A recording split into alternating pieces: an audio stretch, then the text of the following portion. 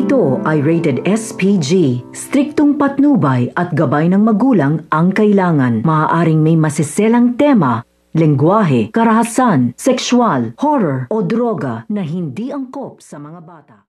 So ito nga si Tanggol ay kinakausap na nga dito itong ang kanyang grupo na maghanda na nga daw sila dahil pag gumaling na nga daw dito ang kanyang sugat ay susugod na nga daw sila dito nga daw sa Tondo upang resbakan nga nila dito ito nga daw mga batang Tondo dahil sila nga daw ang nakabalil dito nga daw sa kanya at hindi nga sila papayag dito na hindi nga sila makapaghiganti. Kaya nga itong ang kanyang grupo ay excited na nga itong makipaglaban at makipagtuos dito nga daw sa mga batang Tondo. At sa isang banda ay nagtungo na nga rin itong ang batang Tondo dito nga sa Quiapo upang dumiskarte at mandukot nga silang muli at makakaharap na nga nila dito itong ang kapatid dito nga ni Mokang. Kaya nga itong ang kapatid dito nga ni Mokang ay sasabihin na nga nila dito nga sa batang Tondo na ito nga daw kanilang nakalaban nga noon at nabaril nga daw nila ay ito nga daw si Tanggol. Kaya hindi nga daw titigil ito nga daw grupo nito nga daw ni Tanggol hanggang hindi nga daw sila nakakapaghiganti dito nga daw sa kanila. Kaya mag-iingat nga daw sila dito nga daw sa grupo nito nga daw ni Tanggol.